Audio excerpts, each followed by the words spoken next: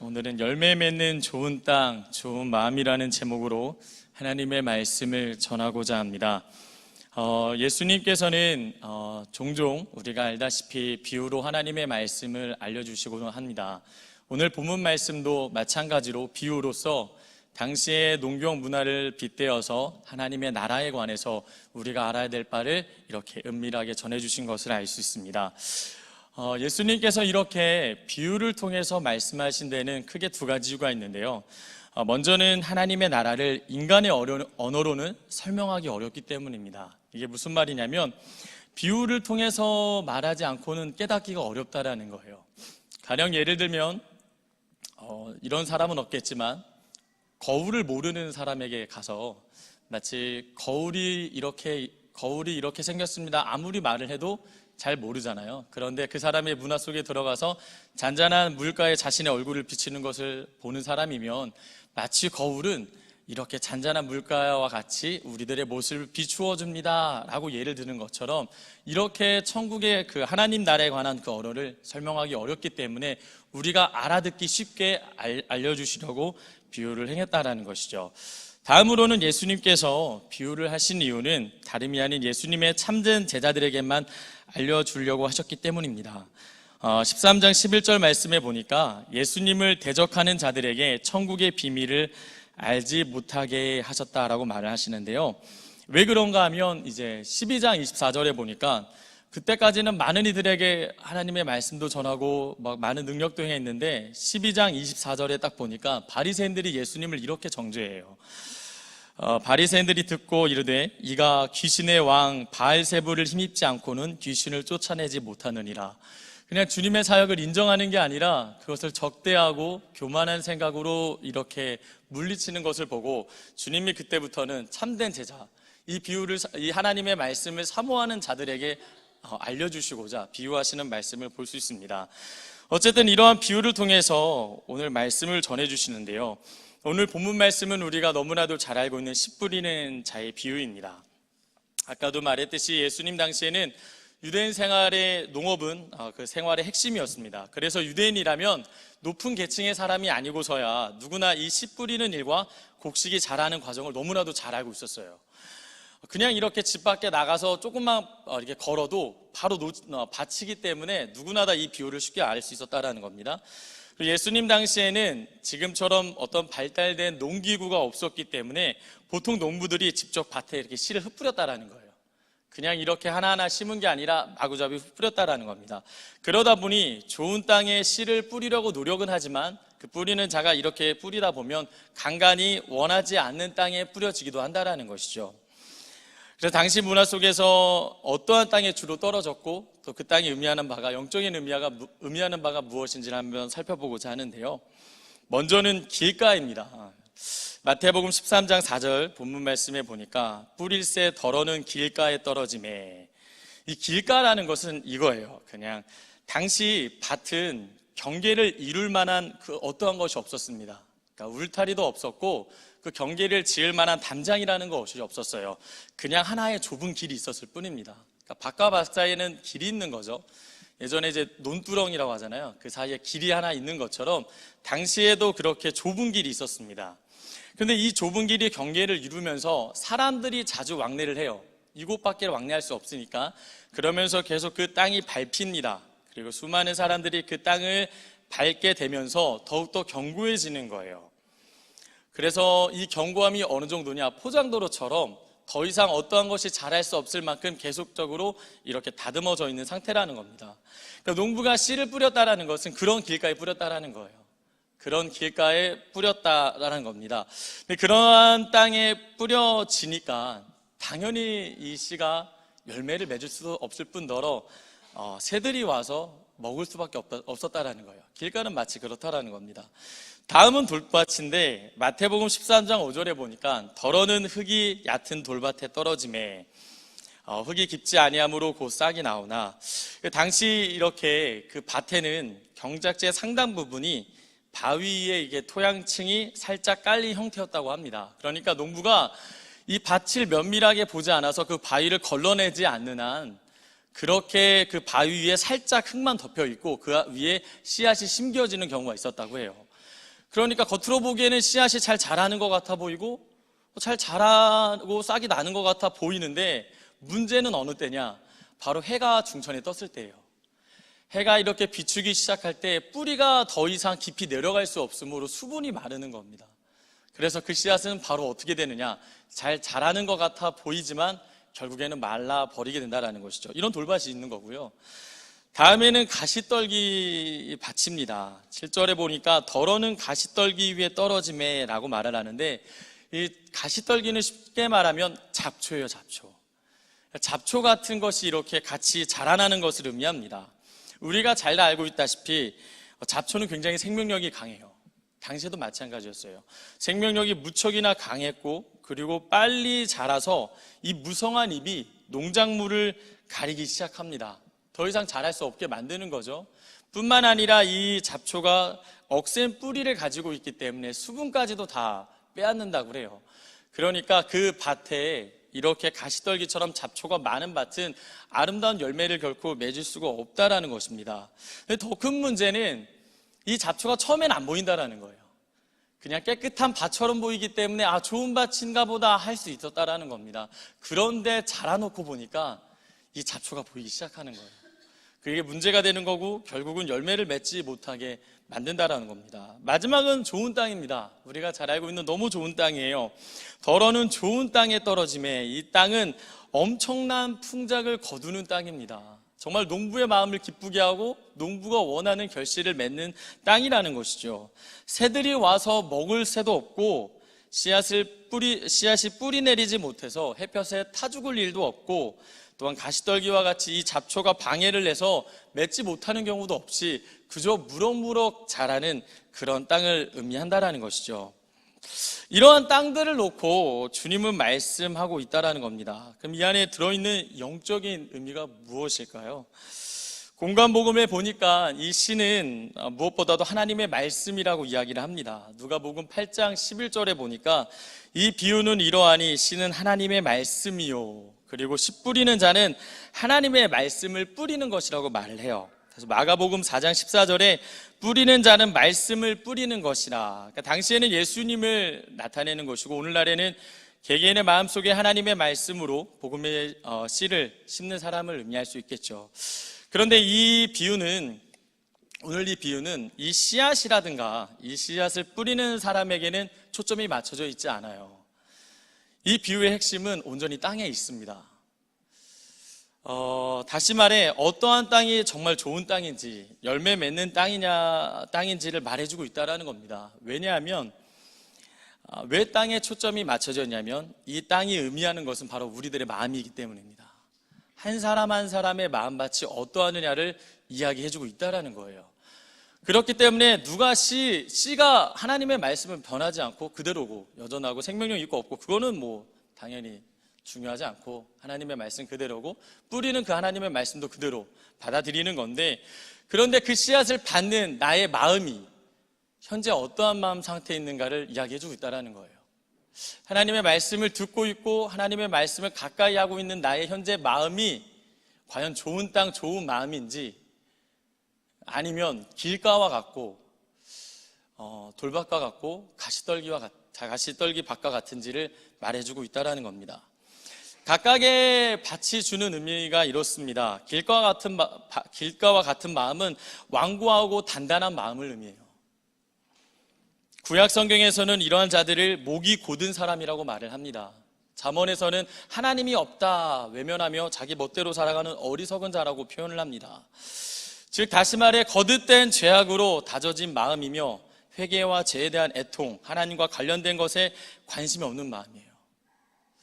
하나님의 말씀을 받으면서도 전혀 감흥이 없는 상태, 하나님의 말씀을 듣기는 하지만 그냥 아무런 감흥이 없고 찔림도 없고 그냥 아무 생각이 없는 그 상태, 그런 상태라고 말을 하는 거죠.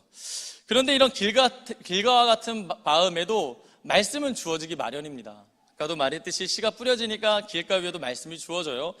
그런데 너무 안타까운 것은 이런 마음은 누가 호시탐탐 노리고 있느냐? 즉 사단이 노린다라는 겁니다. 내가 이런 마음을 갖고 있으면 하나님의 말씀을 듣고 깨달음도 없을 뿐더러 사단이 가만히 두지 않는다라는 거예요.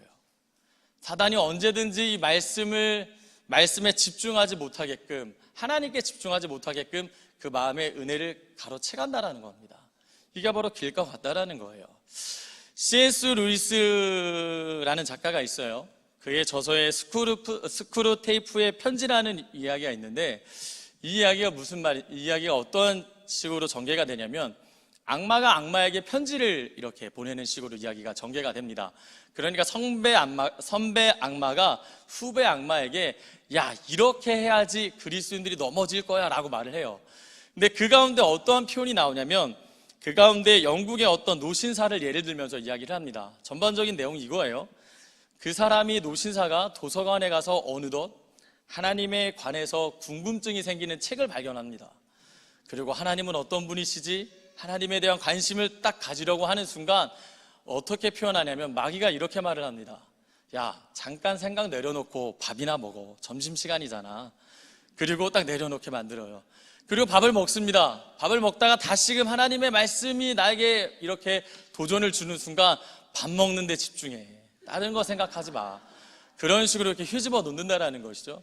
그리고 마지막으로 밥을 다 먹고 나서 집에 가는 그 발걸음 속에서 다시금 생각하려는 순간에 그 본인 스스로가 그래, 생각해서 뭐 하겠냐, 하나님이 나랑 무슨 상관이냐, 이렇게 된다라는 것이죠. 그러니까 사단이 틈틈이 우리를 이렇게 노린다라는 겁니다.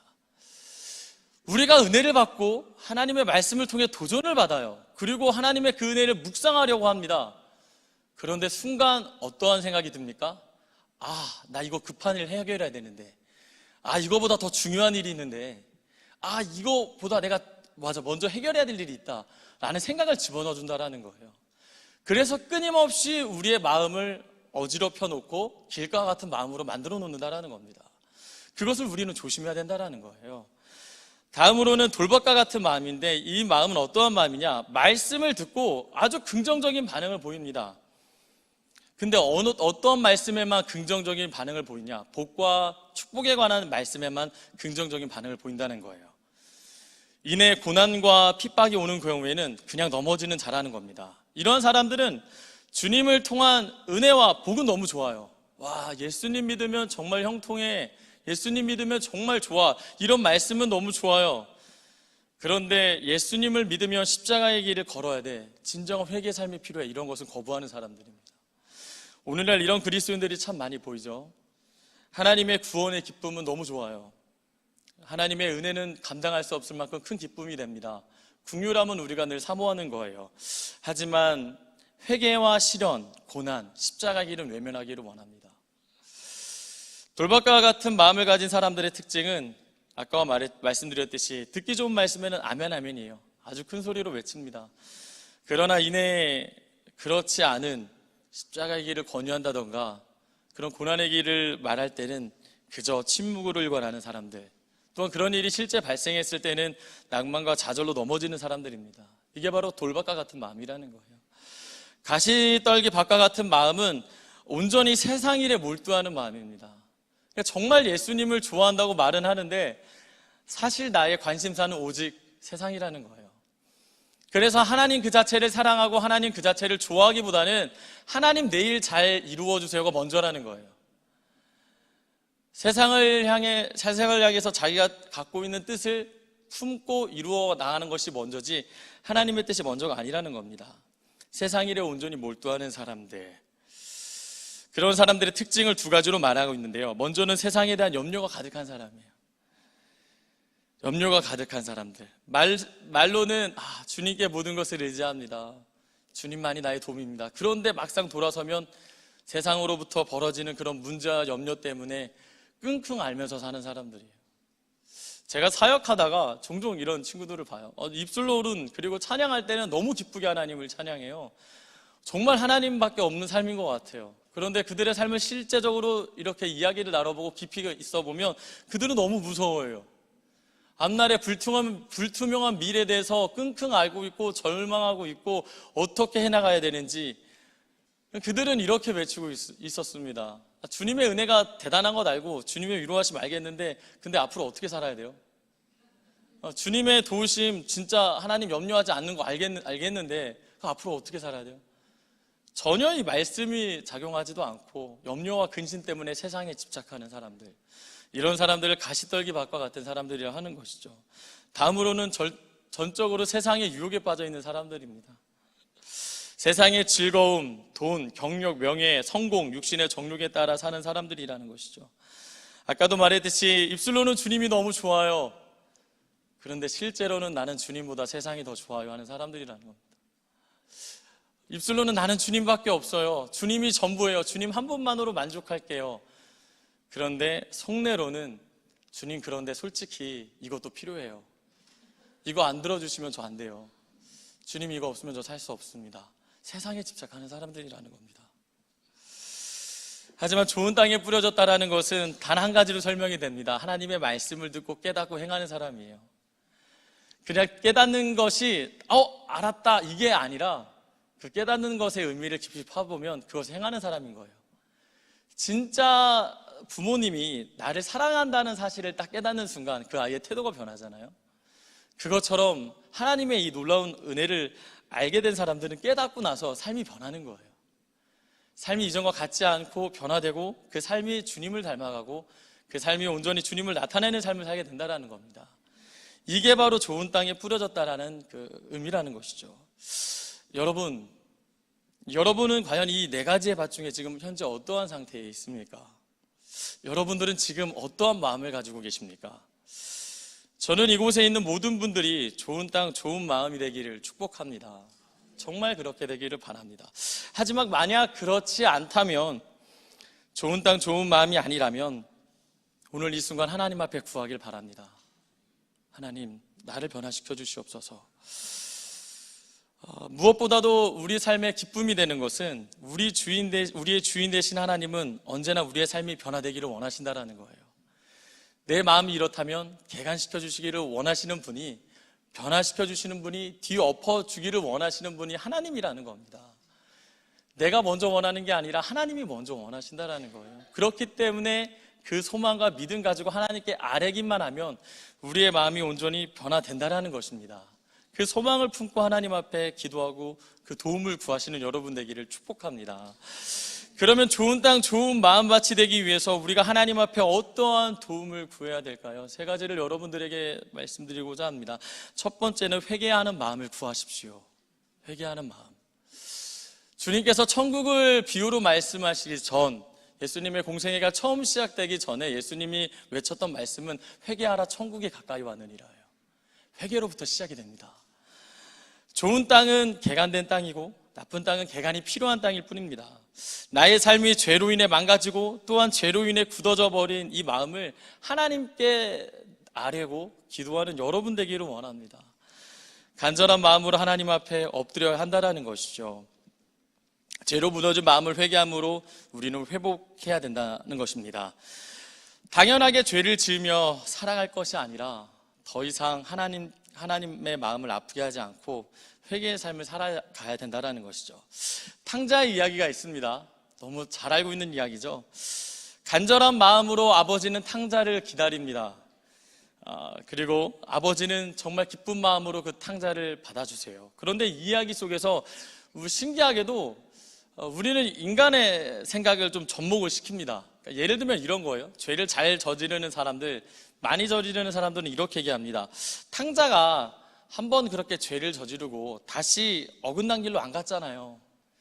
근데 나는 다시 죄를 저지르잖아요. 이렇게 되돌아왔는데 다시 죄를 저지르는 저는 탕자와 달리 더 심각한 죄인 아닌가요? 이런 이야기를 하는 친구들을 제가 보게 됐는데요. 근데 여러분, 아닙니다. 하나님은 변하지 않으세요. 다시금 우리를 받아주십니다. 내가 교만한 생각을 가지고 마음껏 죄 저질러야지 하나님이 받아주신가, 그런 생각만 아니면 언제든지 하나님 우리를 받아주신다는 거예요.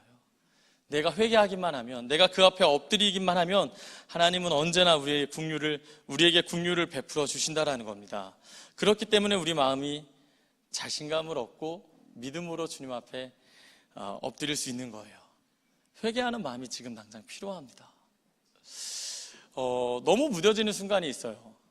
그냥 조금 처음에 죄를 저지를 때는 하나님께 너무 죄송하고 미안하고 마음 아프고 고민되고 어쩔 바 모르다가 이게 한두 번 쌓이게 되면 너무나도 당연하듯이 무뎌지게 된다는 겁니다. 그 무뎌짐을 용납하지 마십시오. 회개하십시오. 간절한 마음으로 주님 내 마음을 변화시켜 주십시오 하고 매달리시는 여러분 되기를 소망합니다. 다음으로 우리는 좋은 땅 좋은 마음이 되기 위해서 하나님 앞에 어떤 도움을 구해야 될까요? 두 번째는 하나님의 말씀을 사모하는 마음을 구하십시오. 간절히 사모하는 마음. 신앙생활을 오래 하다 보면 매너리즘에 빠진다는 말을 듣게 됩니다. 이게 뭐냐면 더 이상 말씀에 흥미가 생기지 않는 거예요. 말씀을 들어도 집중이 안 되고, 말씀을 들어도 기쁨이 없고, 말씀을 들어도 전혀 위로가 되지 않고 그저 금방 잃어버리게 됩니다.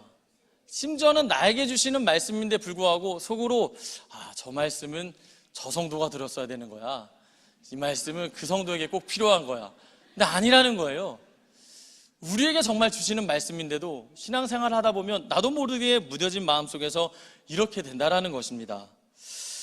그런데 정말 주님은, 그리고 하나님은 그런 마음을 용납하지 않으세요. 사모하기를 원하신다라는 겁니다. 우리는 은혜를 하나님 앞에 갈망하지만, 근데 그 은혜를 주기 원하시는 분은 하나님이시잖아요. 근데 내가 하나님 앞에 은혜를 간구하는 그 마음과 마음의 크기와 주님이 나에게 은혜를 주고 싶어 하는 그 크기가 비교가 될까요? 차원이 다르다는 거예요. 하나님은 정말 헤아릴 수 없는 은혜를 날마다 우리에게 주기를 원하신다는 겁니다. 그런데 우리는 그 은혜를 갈망하는 그 척도가 너무나도 작다라는 거예요.